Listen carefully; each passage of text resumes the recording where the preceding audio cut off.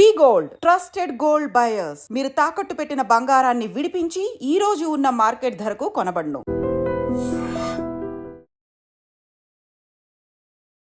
Hi hello నమస్తే, welcome back to ఐట్రమ్ media. ఈరోజు మనతో ఉన్నారు స్టాక్ మార్కెట్ టెక్నికల్ అనలిస్ట్ అయిన గురుప్రసాద్ గారు ఫ్రమ్ గురుప్రసాద్ అకాడమీ.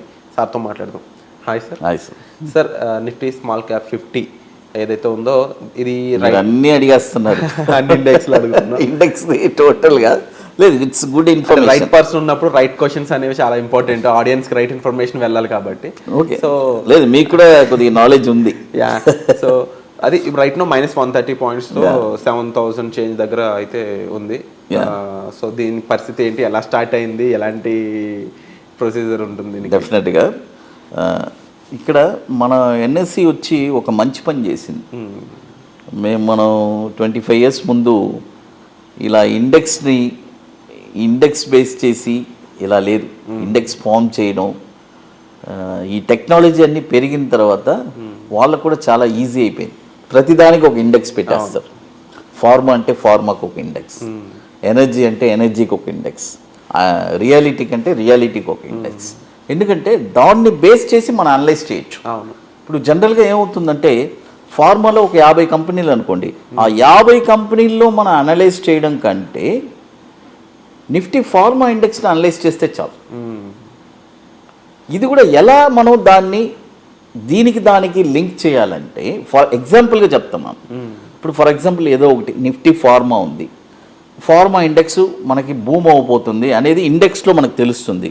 అప్పుడు ఫార్మాలో 10 స్టాక్స్ ఉంటే మనం ఏం చేయాలంటే ఈ 10 స్టాక్స్లో కూడా డైవర్సిఫై చేయాలి. ఓకే, ఫార్మాలో మళ్ళీ ఒక్క స్టాక్ కొనకూడదు. బాగా అర్థం చేసుకోండి.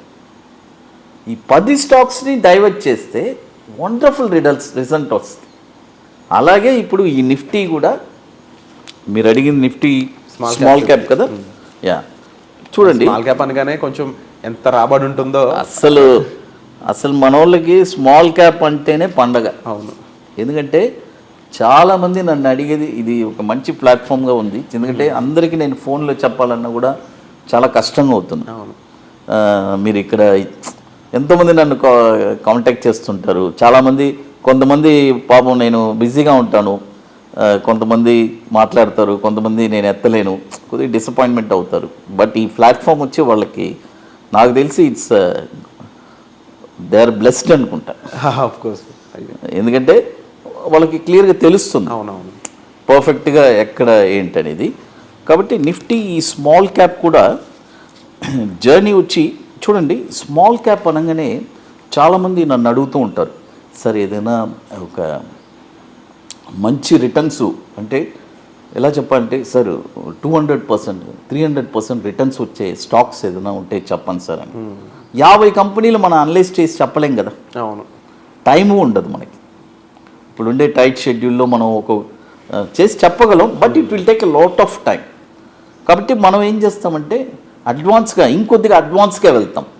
సరే ఏంటి ఇన్డెప్త్గా, నేను జనరల్గా నేనేమంటానంటే ఈక్విటీ ల్యాబ్ అని చెప్తాను, అంతే కదా. అవును, ఎందుకంటే నేను ఈక్విటీ ల్యాబే నాది. ల్యాబ్లో వెళ్తాను, రీసెర్చ్ చేస్తాను. ఇట్స్ అంతే, ఇట్స్ ఈక్విటీ ల్యాబ్.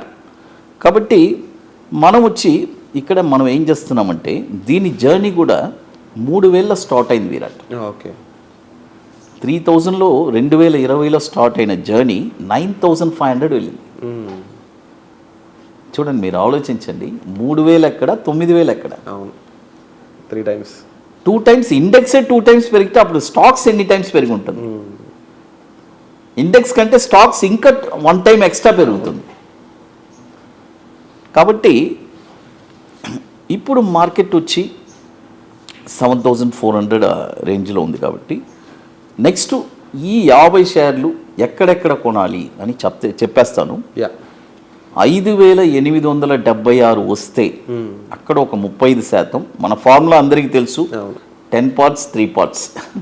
అది 5876, అక్కడ ఒక 35%. 4404లో ఒక 35%.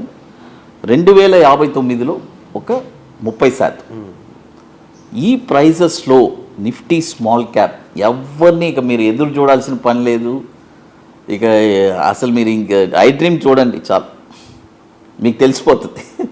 మీ ఈ స్మాల్ క్యాప్ 50లో ఏముంది, ఎక్కడ కొనాలి అనేది మీరు చూస్తే డెఫినెట్గా ఈ ప్రైజెస్ వస్తే అక్యుములేట్ చేసుకొని ఆ 50 స్టాక్స్లో ఏ స్టాక్ అయినా కూడా కొనుక్కోండి. నన్ను అడిగితే నేను ఏమంటానంటే డైవర్సిఫై చేయండి. 50లో 10 అయినా సెలెక్ట్ చేసుకొని ఆ 10లో పెట్టుకోండి. ఎందుకంటే 50 పెట్టాలంటే డబ్బు కావాలి కదా, కరెక్టా? లేదంటే 50లో 10 షేర్లు కొనుక్కోండి. Wonderful sir. And mostly sir మన ఆడియన్స్ పెట్టే కామెంట్స్లో ఎక్కువ నేను అబ్జర్వ్ చేసే కామెంట్ ఏంటి అంటే, మార్కెట్ని మీరు నెక్స్ట్ ఎలా ఉండబోతున్నది, ఎలా చెప్పబోతున్నారు, ఎలా చెప్తున్నారు, మీరు మీ అకాడమీలో ఎలాంటి స్ట్రాటజీస్ ఎలా నేర్పిస్తుంటారు, అండ్ ఏ ప్లేసుల్లో ఎలా ఉంటుంది, ఏ కామెంట్స్ వస్తున్నాయి? రెండు పాయింట్స్ చెప్తాను. ఫస్ట్ పాయింట్ వచ్చి నేను ఎలా అనలైజ్ చేస్తున్నానని అడిగారు. చూడండి, నేను 99 నుంచి ఈ మార్కెట్లో ఉన్నాను.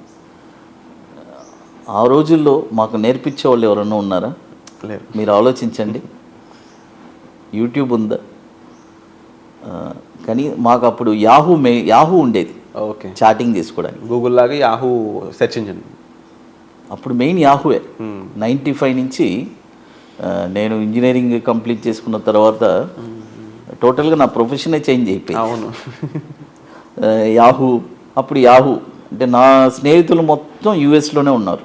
ఇప్పటికీ వాళ్ళు అందరు నాతో టచ్లోనే ఉన్నారు. అప్పుడు చూడండి, మాకు గైడ్ చేసేవాళ్ళు ఎవరు లేరు. ఎక్కడో అంటే ఎన్ని కష్టాలు మేము పడుంటాం మీరు ఆలోచించండి. ఆ వెనకాల ఎన్ని కష్టం ఉంటుంది, అవన్నీ మనం మాటల్లో చెప్పలేం. ఎక్కడో బాంబేలో ఉంటారు, ఢిల్లీలో ఉంటారు ఒక అనలిస్టు. వాళ్ళు కూడా ఎప్పుడో సాయంత్రం 10 గంటలకి కాల్ చేస్తేనే 10కే కాల్ చేయాలి. వాళ్ళు మాట్లాడే భాష నాకు అర్థం కాదు. వాళ్ళు మొత్తం హిందీ, మరాఠీ, గుజరాతీ, అది ఇంగ్లీష్ రాదు మళ్ళీ వాళ్ళకి. ఇక చూడండి, ఇలాంటి కష్టాలు ఎన్నో పడి స్టాక్ మార్కెట్లో కింద మీద పడి మేమే ప్రతిదీ, అంటే రోడ్డు మేమే వేసాము, అందులో ట్రావెల్ మేమే చేసాము అన్నట్టు అయిపోయింది. బట్ ఈరోజు ఏమైందంటే సోషల్ మీడియా వచ్చింది. బట్ అక్కడ మేము పడిన ఆ ఫౌండేషనే మేము అనలైసిస్ చేయగలుగుతాం. నాకు తెలిసి ఒక 25 years ముందు ఉండే వాళ్ళందరూ బ్రహ్మాండంగా అనలైజ్ చేస్తున్నారు. ఇప్పుడు వచ్చే వాళ్ళందరూ అనలైజ్ చేస్తున్నారు, కానీ ఆ ఎక్స్పీరియన్స్ అనేది కొద్దిగా లేదు. They are doing best, they are doing. మనం ఎవరిని నేను విమర్శించట్లేదు, all are good, but they need some more experience. And definitely more research is important. ఎందుకంటే ఎకరేట్ ఇన్ఫర్మేషన్ ఇందులో లేకపోతే చాలా ఇబ్బంది అవుతుంది. ఎస్, డెఫినెట్గా. ఎందుకంటే కంటిన్యూస్గా ట్రేడింగ్ చేసే కెపాసిటీ ఉండాలి, సక్సెస్ఫుల్ స్ట్రాటజీస్ ఉండాలి. అది ఇంకోటి, అకాడమీ గురించి అడిగారు. అకాడమీ వచ్చి ఆల్రెడీ వీఆర్ ప్రూవన్ అండి. మన అకాడమీ వచ్చి it's successful. We are running 29th workshop.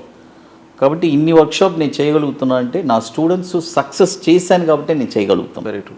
And సక్సెస్ఫుల్గా 29th వర్క్షాప్ అనేది రాబోతుంది మేలో హైదరాబాద్లో. సో తప్పకుండా ఎక్కువ మందికి ఇంట్రెస్టెడ్ పీపులే చెప్పండి. ఎక్కువ మంది రావాలనుకుంటారు, బట్ మీరు లిమిటెడ్ సీట్స్ అని ఎందుకంటే ఈ మెయిన్, ఎందుకంటే మేము ప్రతి స్టూడెంట్ని మేము వచ్చి పర్సనల్గా మేము కేర్ తీసుకుంటాం. అందుకనే నేను లిమిటెడ్. ఎందుకంటే చూడండి, అంతమందిని మనం తీసుకొని వాళ్ళని సాటిస్ఫై చేయకపోతే నాకు ఒక ఆత్మతృప్తి అనేది ఉండదు. మనం తీసుకుండే దీనికి మనం కూడా we have to give it.